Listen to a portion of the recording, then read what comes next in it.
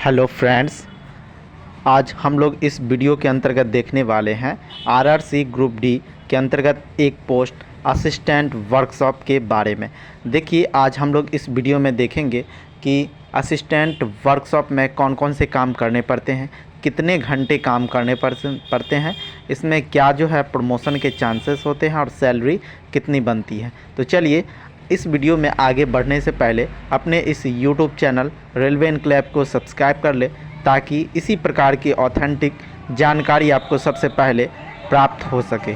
तो चलिए, आज हम अपने इस वीडियो में देखते हैं वर्कशॉप के क्या क्या काम होने वाले हैं। देखिए, वर्कशॉप जो होता है उसका सीधा सीधी मतलब आप समझिए कारखाना या कार्यशाला। तो रेलवे का जो है, जहाँ पर बड़े बड़े स्टेशन होते हैं या डिवीज़न होते हैं, तो वहाँ पे रेलवे का अपना कारखाना होता है, वर्कशॉप होता है, जिसमें क्या होते हैं कि जो भी कोचेज होते हैं, वह चाहे सवारी गाड़ी हो, एक्सप्रेस गाड़ी हो या कोई भी मालगाड़ी हो, कैरेज वाला हो, वैगन वाला हो, उस सब का जो है मेंटेनेंस का काम किया जाता है। और अगर जो है कहीं कोच फैक्ट्री है, जैसे कपूरथला हो गया, चित्तरंजन हो गया, लोकोमोटिव, तो उस वहाँ पे जो वर्कशॉप होंगे उससे संबंधित नए नए वहाँ पर क्या इंजन बन के निकलेंगे चित्तरंजन से। उसके बाद जो है ICF integral coach factory Kapurthala जो है, वहाँ पे नया जो है कोच बन के निकलेगा। तो सभी जगह जो है वर्कशॉप होते हैं। तो जनरली वर्कशॉप में काम क्या होता है, तो देखिए इस प्रकार से वर्कशॉप होते हैं।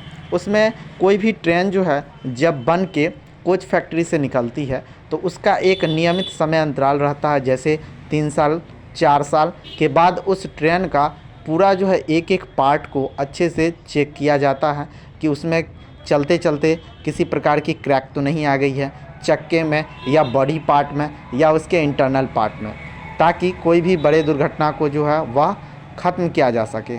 ठीक, इसमें क्या होते हैं कि कोई भी गाड़ी जो होता है वह चलने के बाद आती है मेंटेनेंस के लिए अपने वर्कशॉप में। तो यहाँ पर आपको जो काम रहता है वह असिस्टेंट वर्कशॉप का पोस्ट है, असिस्टेंट वर्कशॉप का पोस्ट है, जिसमें आपको जो है कोई ज़्यादा काम नहीं करना पड़ता है। काम बस इतना रहता है कि आप जिस इंजीनियर के अंतर्गत, जिस टेक्नीशियन के अंतर्गत आप काम करेंगे, उसके द्वारा जो बताए गए इक्विपमेंट है, औजार हैं, उसको आपको जो है कोई भी ट्रेन में क्या क्या खराबी है उससे संबंधित जो भी औजार का उपयोग होने वाला है, उसको आप पहले से अरेंज करके आपको रखना पड़ेगा। वो बस आपको जो है इक्विपमेंट का, औजार का नाम बताएंगे, आपको जो है उसको पहले से ही संभाल करके निकाल करके रखना है। या टेक्नीशियन जब काम करते रहते हैं उस समय जो भी औजार मांगा जाता है उसमें आपको जो है करना है। मेन काम जो है वह जेई हो, इंजीनियर हो, टेक्नीशियन हो, उसका जो है काम होता है। लेकिन आपका जो वहाँ पे क्या है, हेल्पर के तौर पर, अभी तो इसका नाम जो है असिस्टेंट कर दिया गया, लेकिन पहले जो हेल्पर के नाम से ये पोस्ट होता था, यानी आपको हेल्प करना। देखिए, इसमें पूरा काम जो होता है वह वर्कशॉप के अंतर्गत ही होता है। इसमें जो है देखिए, जैसे कि कोई भी ट्रेन हुआ, उसका जो निचला चक्का हुआ, पूरा का पूरा अगर सिस्टम बदलना है, उसमें किसी प्रकार की फॉल्ट आ गई है, उसमें किसी प्रकार का क्रैक आ गया है, तो उसमें आपको जो है टेक्नीशियन के साथ मिल करके काम करना। या कोई नया जो है कोच का निर्माण हो रहा है, उसमें बहुत सारे पार्ट जो है लगने वाले हैं, वहाँ पर बहुत ऐसे पार्ट होते हैं, जैसे नीचे का जो भी पार्ट होता है उसको जो है क्रेन के माध्यम से उठाना, पुश करके आगे जहाँ पे जो उसका यूज होता है चक्का का, पहिया का, वहाँ पे जो आपको ले जाना, ये इस प्रकार की वो जो काम होती है। आगे देखेंगे, ये जो नए नए कोच बन रहे हैं वहाँ पर जो है आपका जो है टेक्नीशियन के साथ काम पड़ता है। उसके बाद ब्रेक जो है, यहाँ पे देखिए एक जो है टेक्नीशियन हो, असिस्टेंट हो, वो क्या कर रहे हैं, ब्रेक को जो है चेक कर रहे हैं कि मतलब कोई भी अगर गाड़ी आती है तो वहाँ पर जो मेंटेनेंस के बाद जब वह जर्नी के लिए निकलती है, तो आपको पहले बोगी का जो है क्या करना पड़ता है, ब्रेक का टेस्टिंग करना पड़ता है कि जो भी उसमें ठीक किया गया है वह प्रॉपर तरीके से काम करता है या नहीं करता है। आगे देखते हैं, बहुत ऐसे जो है वर्कशॉप होते हैं जहाँ पर जो है फर्नीचर का काम होता है, या बोगी के कोच के साइड में जो ग्लास लगते हैं उसका काम होता है। तो आपको क्या करना है, फिटिंग का काम जो है वो करेंगे, टेक्नीशियन करेंगे, लेकिन आपको जो है साथ में जो भी इक्विपमेंट होगा वह देना पड़ेगा या उसका जो है हेल्प करना पड़ेगा। मतलब सीधा सीधी समझिए, आप एक हेल्पर की तरह, असिस्टेंट की तरह काम करने वाले हैं, ठीक। उसके बाद यहाँ पर भी देखेंगे, यह भी एक वर्कशॉप है जहाँ पे लोहे से संबंधित सभी काम को जो है किया जा रहा है, ठीक। उसके बाद यही सब काम रहता है, जैसे कि जो है आपका एक सीट बनाना है, ट्रेन जिस पर हम लोग बैठ के यात्रा करते हैं, सीट बनाना है, उसमें जो कवर चढ़ाना है, तो काटने का काम जो होगा वह टेक्नीशियन जो अपने हिसाब से करेगा, सिलने का काम जो होगा टेक्नीशियन अपने हिसाब से करेगा। आपको जो है बस उसका जो है जो भी सामग्री उसमें यूज होने वाला है वह बढ़ाना रहता है। मेनली सबका अलग अलग जो है सेक्शन होता है, सबका अलग अलग डिपार्टमेंट होता है। आपको जो है एक नियत डिपार्टमेंट सौंप दिया जाएगा, आप उसी के अंतर्गत जो है काम करेंगे। वहाँ पर काम करने वाले इलेक्ट्रीशियन या फिटर हो सकते हैं, जैसे टेक्नीशियन जो होता है उसमें प्लम्बर से भी कुछ जो है जाते हैं, फिटर से भी जाते हैं, जो कि कुछ नया कोच या बोगी का निर्माण होता है, तो उसमें जो भी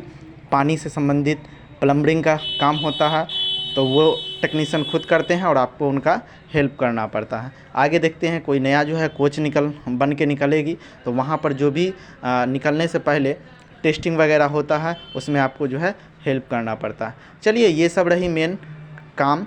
और अब इसमें देखा जाए तो इसका काम कितना समय का होता है, तो आपको जो है 8 घंटे का काम इसमें होता है। ये जो है एक मैकेनिकल डिपार्टमेंट का जॉब है, ठीक। इसके अंतर्गत आपको जो है प्रमोशन के 2 तरह के चांसेस होते हैं। एक तो आपका जो है एक्सपीरियंस के आधार पर प्रमोशन, और एक जो है आपका रिटन एग्ज़ाम के आधार पर जीडीसी एलडीसी के माध्यम से। तो देखिए, एक्सपीरियंस के आधार पर प्रमोशन इसमें बहुत कम होते हैं, क्योंकि वर्कशॉप में काम करने वाले कर्मचारियों की संख्या बहुत अधिक होती है, लेकिन वहाँ पे एक्सपीरियंस जो होते हैं उसके आधार पर काम करने वाले भी आपसे पहले जो होंगे उनका जो है पहले होगा प्रमोशन, उससे भी पहले जो होंगे तो उनका पहले होगा। यानी वहाँ पर प्रमोशन के चांस जो होते हैं एक्सपीरियंस के हिसाब पर बहुत कम होते हैं, लेकिन आप जीडीसी एलडीसी के माध्यम से आप जो है आगे प्रमोशन करके जा सकते हैं।